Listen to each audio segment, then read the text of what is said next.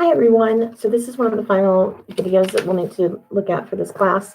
But I did want to go over specific instructions for your final essay and for using the research matrix and the final outline and what I want out of those two documents from you guys.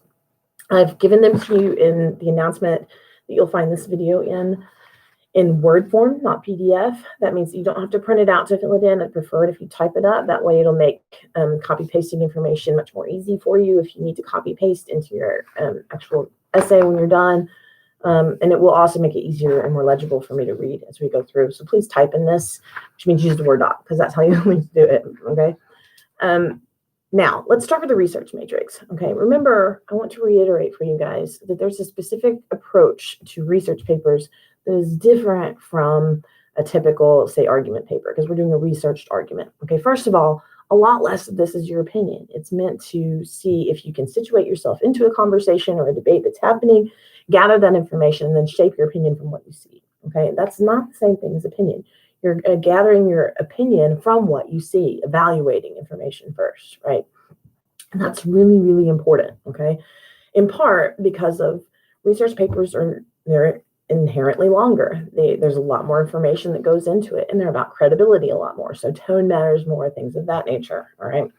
But because of that, it's very important that you go into the actual writing process based on the information that you have and not your sort of pre-existing knowledge base, all right? That's very important. Otherwise, you'll struggle because your reasons for supporting a topic, even if you end up with the same stance or position after you've read the sources, say on abortion, if your topic is abortion, you may be very adamantly pro-life or pro-choice, whichever it is. That's perfectly fine, right? And the sources that you read may not change your mind on that. That's okay. But the information that they address, if you're not allowing it to shape your opinion and either agree or disagree with what you are looking at, for the reasons that they are discussing, when you go to actually support your topic, you won't have any evidence from the research that you've done to actually support it. That's why it's so important to go in evaluating the information and not looking for specific details that you already consider as important, right? So allow the information to shape that. Research is key here, right? Now, I've given you a document to help you with this. And remember, this is extra credit, so you do not have to fill this document out, but if you do, I think you'll find that it will help you write your essay much more quickly. It will go much more easily, all right? It'll look like this. This is the research matrix that I have for you guys, okay? It has things like the author and date, which of course is just information that you want to know for in-text citation. This is a research paper. You must have in-text citation, and that includes paraphrasing, all right? Remember, it's somebody's words, thoughts, ideas, any of that, all right? And if it's little known knowledge, if it's not something that is general common knowledge, then it needs a citation for it. So like facts and statistics, these are always going to need citation because people want to know where you get your numbers from and where you get your facts from. So keep that in mind as you're going through. And that's why that author date is one of the boxes for you to fill in. All right, then it asks for like the main point of the essay, key evidence, major discussion points, and your response to it, right? So it's all on one page, basically, your entire response, all of the main ideas, all of the evidence that supports those. If you have it all in one place for every single source that you're looking at, then organizing that information is much easier. You can highlight when they agree in one color and highlight when they disagree in another color. That way you know, all right? That means that your discussion of them, it's already done and prepared, okay? Once you've completed that and you feel like you're ready to pre-write, do your pre-writing, then you're ready to organize. The outlining stage, I think, is where a lot of people are struggling still. I think they're zipping through it or not using their outline, either one of those.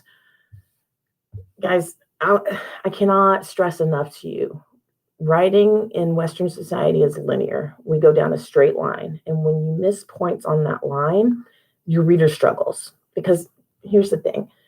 Writing is linear, yes, and people recognize that when they read just because they've read enough to know that. But people are not readers nowadays. Most people watch videos, they watch films. That's where they're getting their information from. They may do quick bursts of reading, but they're not reading heavily all the time, which means that they have intuitive processes. And when you break away from things that they recognize intuitively, like essay structure, for example, then they get confused. They don't know how to interact with the paper that is in front of them, right? So it messes up any response that they can possibly get. That's why structure is so important for the readers, okay? So I've given you guys a specific outline that I want you to follow. Again, this is a Word document in the announcement. Please fill it in by typing. I want you to type it. That means that when you're done with this, you can copy and paste information directly into your essay if you want to. That's perfectly fine. Sentence outlines work like that almost all the time, okay? And this is very similar in nature.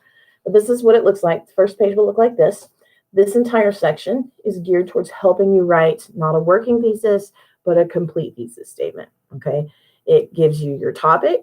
It gives you your stance. You're going to fill it in. And then it asks for you to have your reasons for it. If you use this to construct your thesis statement, you'll have the entire thing. And that means you'll have a thesis statement that you can use to map out the essay that will follow, including each topic that will go on each page, okay? So make sure you have this here and that you fill that in. Then, before every body paragraph, I have a couple things. First, if there's a concession that you need to make, put that there so that you know, okay, this is the reason for behind my stance, but in these cases, I'll concede that it's not exactly what I think, all right? Or so, for example, I'm pro-life, but I agree that if the mother's life is in danger, then they should be allowed to have an abortion up to this point, right? Or whatever, maybe whatever your point is going to be. That concession you need to put at the top, because remember, it always goes before the information that follows, okay? That's the difference between a rebuttal, which typically goes towards the end. If you have a concession, you'll put it there. Then you'll go to your topic, and then you'll have information from your source. Now, this guides you to it asks you for evidence to support your position, but it also asks for a place for you to fill in which source you're getting that from. This is because you have four sources minimum that you're required to use in this. You need to balance out the use of these sources, all right? So you don't want to use one source throughout the whole paper heavily, and then a sentence from this one, and a sentence from that one, and a sentence from that one. That's not how it works. That's the difference between getting a good source and a bad source. A good source will reference your information heavily and be useful for you. And so every one of those sources should be good enough that you can use it effectively. So please be sure that you're balancing the usage of those sources across paragraphs. And you don't want to have like the first paragraph of your body have no sources, the second paragraph to have sources all the way throughout, the third paragraph has like half. Balance it out, right? You want to balance the usage of that. This is about synthesis as much as anything else. Okay. And then as you turn over to the next page, you'll notice it's different.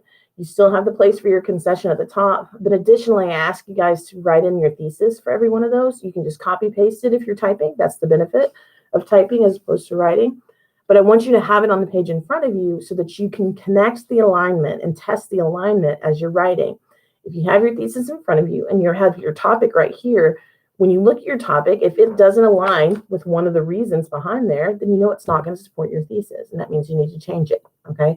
So please have your thesis on every page at the top, then go to your topic, and then you'll go to your sources again, okay? That's there for a reason. It's there because people have not been using their thesis for what it's for. It is there as a guide for the whole essay to keep it all together, right? So if you write a thesis and then you forget about it, you're not doing anybody any favors. If you write a topic sentence and then you don't use that to organize your paragraph or the body paragraph that follows, you're not doing yourself any favors. This is about structure. Essays are very, very structured because, again, you write linear essays. All right, so please keep that in mind. That's what I want you guys working on for now. I think I already talked about the revisions and where to submit those, so I'm not going to bother talking about that. But if you have questions going forward, feel free to email me. Remember, on Friday, we're doing individual sessions. So if you need to come in and sit with me and go over where you are in the process, or you don't know where to get started, or your topic, you think you need to change it, whatever the issue may be, feel free to come in. My office is in room 233 in Thorson, and I look forward to seeing you. We're running out of time here. So any back work that you had that you need to submit, you need to get working on that as well. We're almost at the home stretch, guys. Keep working, and we'll get through this. All right. I'll see you in class.